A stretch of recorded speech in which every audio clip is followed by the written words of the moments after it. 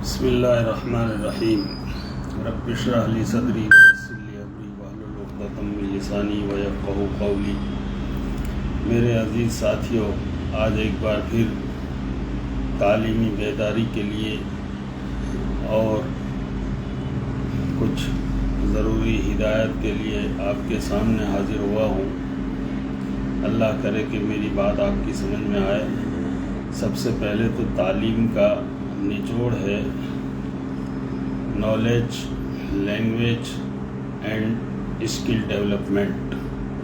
Knowledge مطلب علم، اور سب سے اچھا علم وہ ہے جو کائنات کو پیدا کرنے والے خالق اور مالک رب العزت اللہ نے اپنے کلام میں ارشاد فرمایا ہے۔ کلام اللہ، کلام الہی سب سے اعلیٰ علم ہے، نالج ہے۔ دوسری بات لینگویج کی، تو انسان کو اپنے جس خطے میں یا جس ملک میں رہتا ہے اس کی زبانیں جاننا ضروری ہے اور اس پر مہارت حاصل کرنا ضروری ہے، یا اس کو جس فیلڈ میں جس ملک میں جا کر کام کرنا ہے، خدمات انجام دینی ہے، تو اس ملک کی زبان بھی جاننا اور اس میں مہارت حاصل کرنا اہمیت پیدا کرتا ہے۔ تیسری بات اسکل ڈیولپمنٹ، جس کو اردو میں سلیقہ اور تہذیب کہتے ہیں۔ اسکل ڈیولپمنٹ کا مطلب یہ نہیں کہ انسان کو مشین بنانے آ جائے، انسان کو ہتھیار بنانے آ جائے، انسان کو اوزار بنانے آ جائے، یہ مطلب نہیں ہے۔ اسکل ڈیولپمنٹ سلیقہ اور تہذیب کو کہتے ہیں انسان کے ہاتھ، پیر، آنکھ، کان، یعنی ہر قسم کے اعضاء سے صحیح انداز سے اور مد مقابل کو صحیح وضاحت ہو، ایسے اعمال کا نام اسکل ہے۔ انسان کے ہاتھ کیا کام کرتے ہیں، پیر کدھر چلتے ہیں، آنکھیں کیا دیکھتی ہیں، کیا نہیں دیکھتی، کان کیا سنتے ہیں، زبان کیا بولتی ہے، اور اس سے مد مقابل انسان کیا اثر لیتا ہے۔ اچھا اثر لیتا ہے تو وہ سلیقہ ہے، تہذیب ہے، اگر برا اثر لیتا ہے تو وہ بد اخلاقی ہے۔ تو چنانچہ یہ تعلیم کے 3 مقصد پوری دنیا میں، عالم میں تمام یونیورسٹیوں نے قبول کیے ہیں۔ الگ الگ اس کے پیمانے ہیں، الگ الگ معیار ہیں، لیکن عالم کے اندر میں جتنے تعلیمی ادارے ہیں سب نے اس کو قبول کیا ہے کہ تعلیم کے شعبوں میں علم کا ہونا ضروری، سلیقہ اور تہذیب کا ہونا ضروری، ساتھ ساتھ میں زبانوں پر مہارت ہونا بھی ضروری ہے۔ چنانچہ میں کہتا چلوں کہ ہمارے ہندوستان کے مدرسے میں جب سے ملک آزاد ہوا، بلکہ اس سے پہلے سے دارالعلوم دیوبند کے قیام کے زمانے سے ایک ایسا تعلیمی ڈھانچہ تیار ہوا مدارس کے اندر میں کہ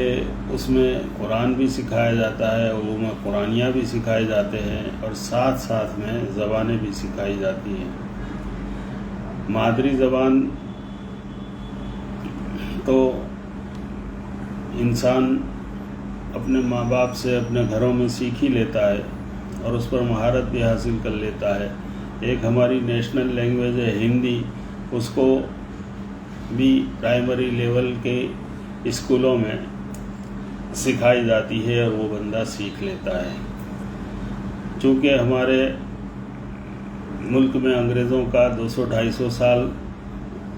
قبضہ رہا، اس لیے وہ انگریزی کی محبت، انگلش کی محبت ہمارے دلوں سے آج تک نہیں نکلی، اور انگلش ایک انٹرنیشنل لینگویج بن کے ابھری ہے، حالانکہ وہ سیکنڈ انٹرنیشنل لینگویج ہے۔ اصل انٹرنیشنل لینگویج تو عربی ہے، سب سے زیادہ بولی جانے والی دنیا میں اگر کوئی زبان ہو تو وہ عربی ہے۔ دوسرے نمبر انگلش کا آتا ہے، اس لیے انگلش کو جاننا بھی ضروری بن گیا۔ چنانچہ انگریزی، ہندی اور ہماری مادری زبان گجرات ہو تو گجراتی، تامل ناڈو ہو تو تمل، اگر یو پی ہے تو اردو، بنگال ہے تو بنگالی، ایسی ہر اسٹیٹ کی، ہر خطے کی الگ الگ زبانیں ہیں، اس کی مادری زبان الگ الگ ہو سکتی ہے۔ یہ 3 زبانوں پر مہارت حاصل کرنا ہندوستان کے دستور میں بارہا ترمیم کر کے یہ لکھا گیا کہ جو 3 زبانوں پر مہارت حاصل کرے گا اس کو ہم ساکشر گنیں گے، ان پڑھ نہیں گنیں گے، نرکشر نہیں گنیں گے۔ لیکن ہمارے مدارس والوں نے چونکہ دین سارا کے علوم قرآنیہ عربی میں اور دین سارا کے سارا فارسی اور اردو میں اس کی تشریح کے ساتھ قائم ہے، اس لیے مدارس میں عربی، فارسی، اردو بھی مکمل مہارت کے ساتھ سکھائی جاتی ہے۔ اس کا گرامر، اس کی منطق، اس کا لغات سب کچھ سکھایا جاتا ہے۔ چنانچہ ہمارے مدارس سے فارغ ہونے والے طلباء 5 یا 6 زبانوں پر عبور حاصل کرتے ہیں۔ اس لیے مدارس سے فارغ ہونے والے فضلاء اور علماء ایک اچھے ماہر تعلیم بن کر ابھرتے ہیں اور دنیا میں ان کی عزت ہوتی ہے، دنیا میں وہ نام بھی کماتے ہیں، اور اگر انہوں نے گلف کی کنٹریز میں، عرب ممالک میں پناہ لی تو وہاں بھی ان کی مقبولیت نظر آتی ہے۔ آخری بات اسکل ڈیولپمنٹ کی، ابھی پچھلے 10 سالوں میں اسکل ڈیولپمنٹ پر حکومت کی جانب سے بھی بہت کچھ سوچا گیا اور کوششیں کی گئی،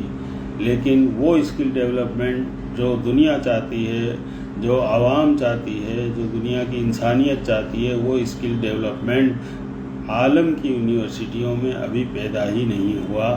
اور وہ مدارس میں بچپن سے ہی پیدا ہو جاتا ہے۔ اب اسکل کس کو کہتے ہیں؟ معلوم ہوا کہ کپڑے کیسے پہننا، پاک صاف کیسے رہنا، صفائی کیسے کرنا، اور کھانا کیا کھانا، کیسے کھانا، بولنا تو کیا بولنا، کیا نہیں بولنا، پھر چھوٹے بڑوں کا اکرام اور ادب، عبادت کے طریقے، یہ ساری چیزیں سلیقہ اور تہذیب میں آتی ہیں۔ اور ہمارے مدرسوں میں چونکہ بچہ جب قرآن پاک شروع کرتا ہے اس سے پہلے اس کے اماں اور ابا اس کو پاک صاف کر کے وضو کرا کے بھیجتے ہیں، تو یہ ایک بہت بڑا اسکل اس کے اندر میں پیدا ہوتا ہے کہ مجھے صاف رہنا ہے، پاک رہنا ہے۔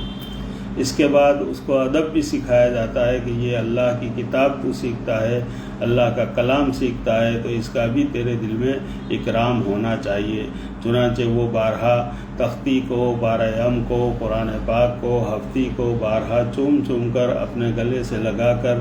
آتا ہے، جاتا ہے، اس کو کھول کر استاد کے سامنے پڑھتا ہے، اس کو کھول کر اپنا سبق گھروں میں بھی یاد کرتا ہے۔ تو ماں کے سامنے جب بیٹھتا ہے تو وہ اپنے پیروں پر اگر وہ کتاب رکھ دیتا ہے، وہ بارہم رکھ دیتا ہے یا وہ قرآن رکھ دیتا ہے، تو ماں اس کو ڈانٹتی ہے کہ اس کا احترام ضروری ہے، اس کا اکرام ضروری ہے، اور اگر بھول سے بھی وہ کہیں زمین پر گر جائے تو صدقہ خیرات کرنے کی تاکید کی جاتی ہے۔ اتنا اکرام اور اتنا احترام قرآنی علوم کے لیے دنیا میں رائج ہے۔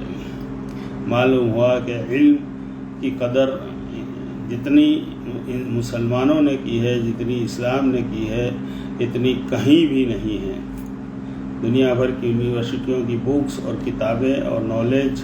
جو جہاں کہیں بھرے پڑے ہیں، وہ اس کا اتنا اکرام اور احترام نہیں ہوتا جتنا قرآن پاک کا اور اس سے وابستہ کتابوں کا ہوتا ہے۔ میں ساتھ میں یہ بھی بتلا چلوں کہ حدیث پڑھتے ہیں ہمارے مدارس میں، فضلاء کرام صحائح ستہ پڑھتے ہیں اور حدیث کی 6 مستند کتابیں پڑھتے ہیں۔ یہ ساری کے ساری بھی قرآن کی شرح ہیں، قرآن اللہ کے کلام کی تشریح ہیں۔ یہ قرآن اسی طریقے سے نازل ہوا، حضرت رسول پاک صلی اللہ علیہ وسلم کے زمانے میں آپ کی زندگی میں وحی کے ذریعے سے جبرائیل علیہ السلام یہ قرآن لے کر آتے تھے، اور جیسے جیسے صحابہ کرام کی زندگیاں گزری، وہ اس زمانے میں وقتاً فوقتاً مختلف صورتیں، مختلف آیتیں قرآن کی نازل ہوئی، اور پھر اس کو ترتیب دیا گیا، اور اس طریقے سے یہ قرآن آج جیسا وہاں نازل ہوا ایسا ہی ہمارے ہاتھوں میں حاضر اور نازل ہے، اور اس کو اللہ نے محفوظ کرنے کا دعویٰ بھی کیا ہے۔ اس لیے لاکھوں کروڑوں حفاظ کرام اس کو اپنے دل میں محفوظ کر لیتے ہیں، اپنے سینے میں محفوظ کر لیتے ہیں، اور رمضان کے درمیان وہ تراویح کے ذریعے اس کو عوام الناس کے سامنے سناتے بھی ہیں۔ یہ قرآن مجید کا اتنا بڑا اکرام اور احترام ہے۔ چنانچہ میں پوری دنیا کو چیلنج کرنا چاہتا ہوں کہ اس سے اچھا علم، اس سے اچھا نالج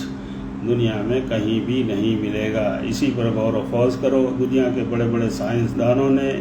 اسی کی آیتوں پر غور و خوض کر کے یہ اسپیس شٹل بنائے، اسپیس سینٹر بنائے اور اسپیس میں جانے کا سوچا، اور مختلف سیارے نہیں بلکہ وہ چاند پر گئے، منگل پر جانے کی سوچ رہے ہیں، اور کتنے ایسے سیارے اور ستارے ہیں اس کو کھوج رہے ہیں جہاں زندگی اور حیات ہے۔ یہ ساری چیزیں قرآن کی آیاتوں کے مد نظر ہی وہ سوچ کر کھوج کر کروڑوں خربوں روپے کا خرچ کر رہے ہیں۔ سائنسدان اور ملک کے ملک اس میں تباہ بھی ہو رہے ہیں خرچ کر کے۔ لہذا حالانکہ اس قرآن میں صرف دنیا کی اور کائنات کا علم نہیں ہے، بلکہ جب سے دنیا پیدا کی گئی، جب سے انسان پیدا کیے، وہاں سے لے کر قیامت تک آنے والے انسانوں کی زندگیاں، اور اس کے بعد مرنے کے بعد کیا ہوگا، قبر میں کیا ہوگا، حشر میں کیا ہوگا، یعنی زمین کے نیچے کی اور آسمان کے اوپر کی تمام خبریں اس قرآن پاک میں دی گئی ہیں۔ لیکن ہم کمزور ہیں، انسان کمزور ہے، مکمل قرآنی علوم کسی کے بھی بس کا نہیں ہے۔ ہمارے ایک مولانا تو فرماتے ہیں کہ دنیا کا سارا سمندر روشنائی بن جائے، اور جتنے پیڑ ہیں اس کے پتے، اس کے ڈالیاں قلم بن جائے، اور اس کے پتے اگر ورق بن جائے اور لکھنا چاہیں تو قرآنی علوم کی شرح نہیں لکھ سکتے، وہ کم پڑیں گے۔ اتنا بھاری علم اللہ تبارک تعالیٰ نے ہمارے لیے رکھا ہے۔ چنانچہ میں یہ تعلیمی بیداری کے لیے کہہ رہا ہوں کہ اگر تعلیم میں کسی کو آگے بڑھنا ہے تو قرآنی علوم، پھر حدیث اور سلیقہ اور تہذیب میں ہمارے اہل علم حضرات کی صحبت میں رہنا اور ان کی ہدایت پر عمل کرنا، یہ بیسٹ سے بیسٹ اسکل ڈیولپمنٹ ہے۔ لیکن افسوس، صد افسوس کہ ہم علماء کرام بھی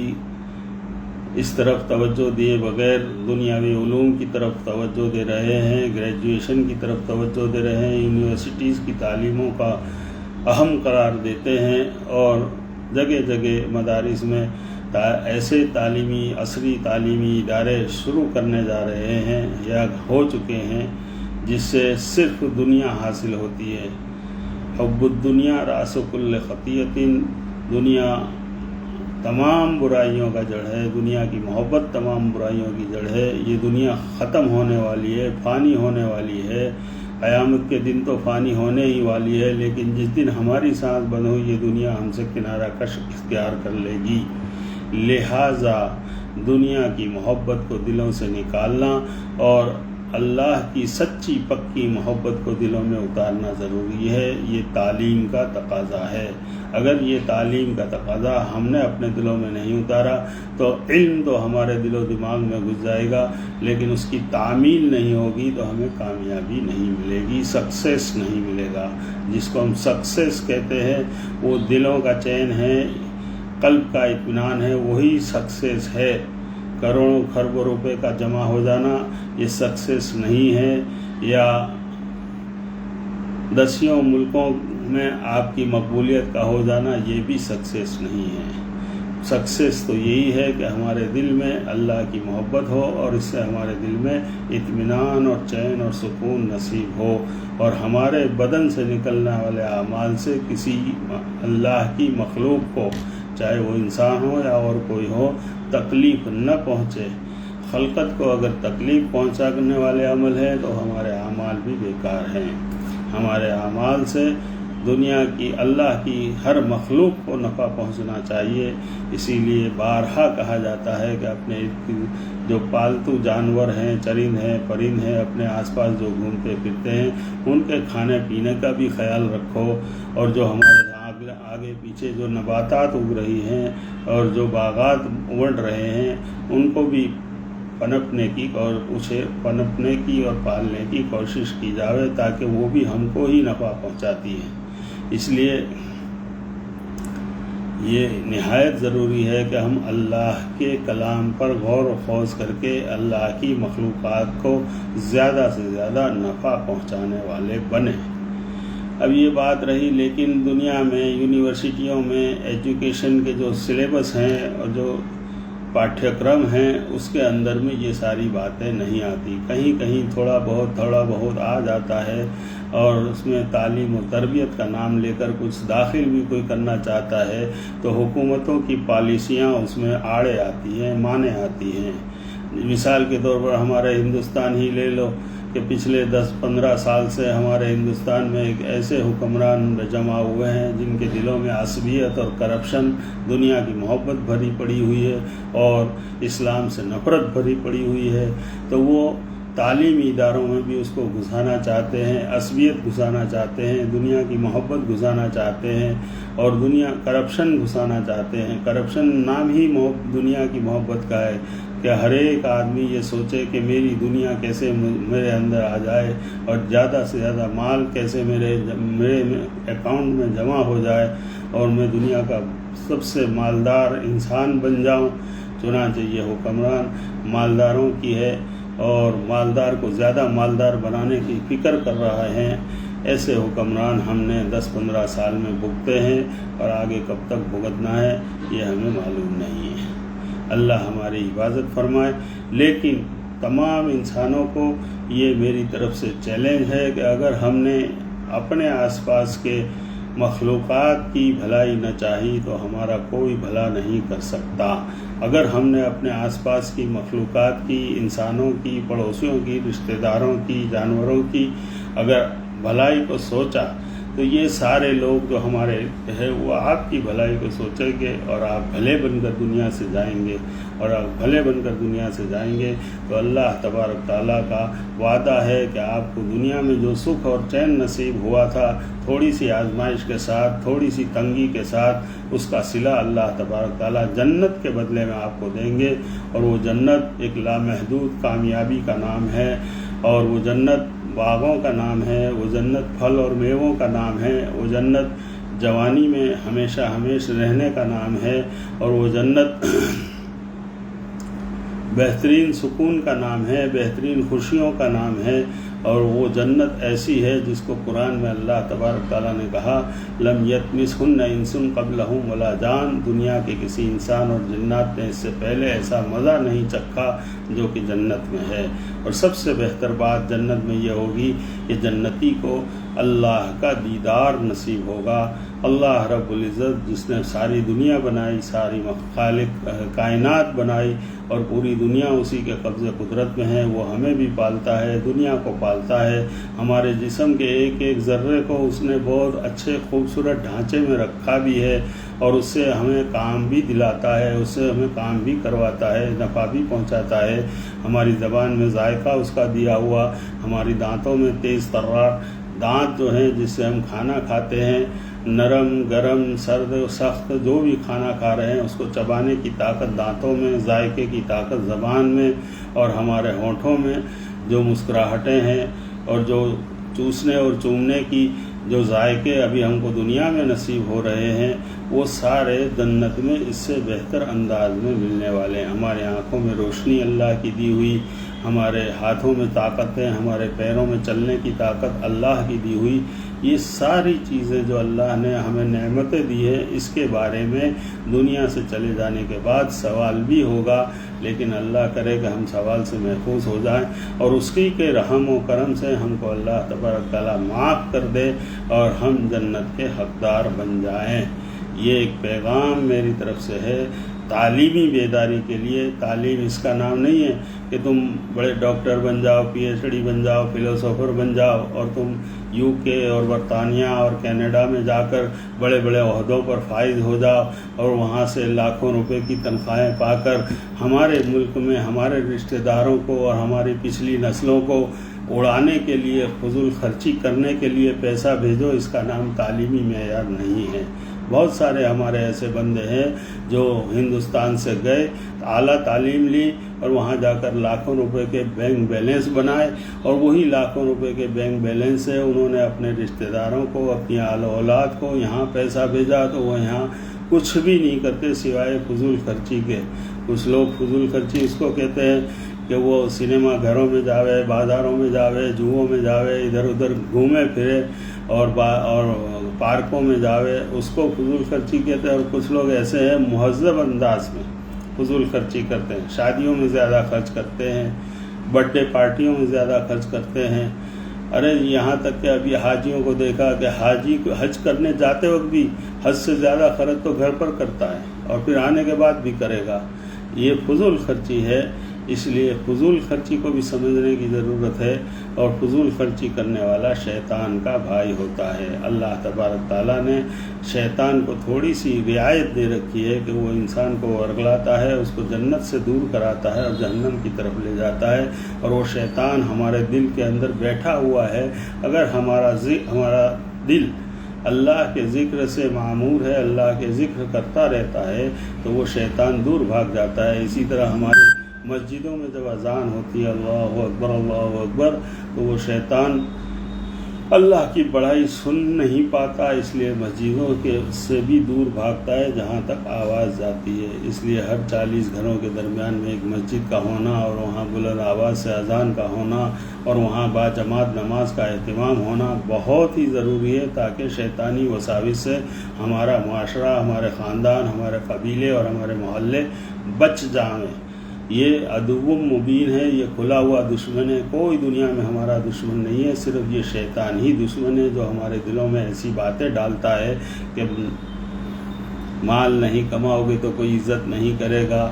اور فضول خرچی اتنی نہیں کرو گے تو تمہارا نام نہیں ہوگا، اور تم کمانے دھمانے کے لیے فورین میں نہیں جاؤ گے تو تم کو مال نہیں ملے گا۔ یہ ساری باتیں، حالانکہ مدارس کے اندر میں بہت اچھی تعلیم دی جاتی ہے، اور اسی بات کی تعلیم دی جاتی ہے کہ ہم مکمل ادخلوا فی السلم کافہ، مکمل اسلامی کے اندر میں آ جاویں، اسلامی شریعت کو پہچانیں، اور جب جب موقع ہو اس پر عمل کرنے کی کوشش کریں۔ اللہ کرے کہ میری بات سمجھ میں آوے۔ آج ایک ایسا دن ہے کہ ہمیں 10 سال کے بعد تھوڑی سی راحت ملی ہے ظالم حکومت سے، لیکن پھر بھی ہم نے دیکھ لیا کہ نئی حکومت بننے کے اندر بھی وہی عصبیت اور کرپشن کے ذریعے سے وزارتیں مانگی جاتی ہیں، عہدے مانگے جا رہے ہیں، اور نئی حکومت پتہ نہیں کیسے بنے گی، کیونکہ وہ سارے کے سارے مال و جاہ کی محبت والے ہیں۔ ہونا تو یہ چاہیے تھا کہ ملک کی وفاداری کے لیے، اور ملک کو نقصان سے بچانے کے لیے، ملک کے تحفظ کے لیے، اور ملک کو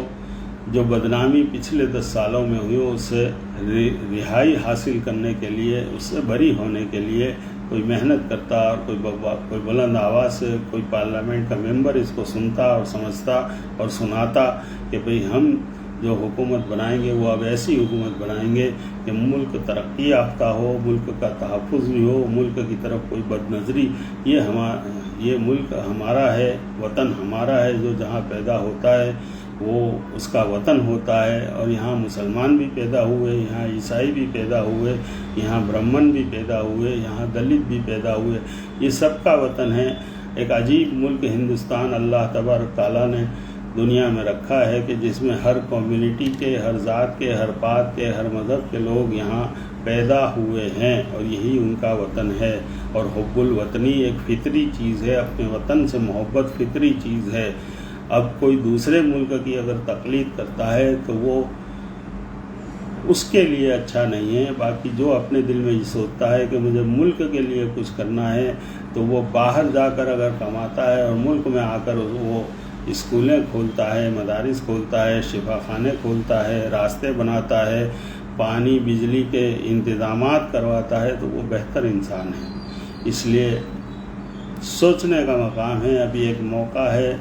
ابھی سوشل میڈیا کے اندر سارے لوگ فارورڈنگ بہت کرتے ہیں، اپنے اچھے سچے خیالات کو کوئی پیش نہیں کرتا جیسا کہ میں کر رہا ہوں۔ اس لیے ہر ایک سے میں یہ گزارش بھی کروں گا کہ اگر آپ کے دماغ میں اگر کوئی اچھے خیال آتے ہوں تو خود اپنے طور پر کسی بھی سوشل میڈیا پر آپ رکھ سکتے ہیں، لیکن ادھر ادھر کا فارورڈنگ کرنا یہ آپ کی جہالت کا مظاہرہ ہے۔ آپ کو کچھ نہیں آتا اور آپ دوسرے کی بات دوسرے کے سامنے پیش کر رہے ہیں، فارورڈنگ کر رہے ہیں، کاپی پیسٹ کر رہے ہیں، تو یہ اچھی بات نہیں ہے، کیونکہ ہو سکتا ہے کہ جو آپ دوسرے کی انفارمیشن دے رہے ہو وہ غلط بھی ہو۔ اور اکثر جگہ دیکھا گیا کہ وہ غلط فہمیاں اور وہ غلط باتیں بھی ہم دوسرے کی اچھی سمجھ کر پیش کر دیتے ہیں۔ یہ سوشل میڈیا اس کے لیے نہیں ہے، اس کے بھی کچھ اصول آداب ہیں۔ آپ واٹس ایپ کے ٹرمز اور کنڈیشن اگر پڑھ سکتے ہو، اس کے سیٹنگ میں جا کر تو پڑھ لو اس کے اندر، یا فیس بک کے ٹرمز اینڈ کنڈیشن پڑھو، یا ایمو کے کوئی بھی سوشل ایپ ہے اس کے ٹرمز اینڈ کنڈیشن میں یہ ساری باتیں لکھی ہوئی ہیں کہ آپ اپنے خیالات کا اظہار اپنی کمیونٹی میں اور اپنے دوستوں میں، اپنے گروپوں میں کر سکتے ہو، لیکن دوسرے کا فارورڈ کرنا یہ اس میں بھی گناہ کبیرہ ہے۔ اللہ کرے کہ میری بات سب کو سمجھ میں آوے، اور یاد رکھیں وہی جگہ ہمیں تعلیم لینی ہے جہاں ہمیں نالج اچھے سے اچھا ہو، لینگویج ہم کو زیادہ سے زیادہ مہارت حاصل ہو، اور اچھے سے اچھے اسکل ڈیولپمنٹ ہم سیکھ سکیں۔ اور میں سمجھتا ہوں کہ آج کل کے دور میں ہندوستانی مدارس کے علاوہ اور کہیں بھی یہ تعلیم نہیں مل سکتی۔ وآخر دعوانا الحمد للہ رب العالمین۔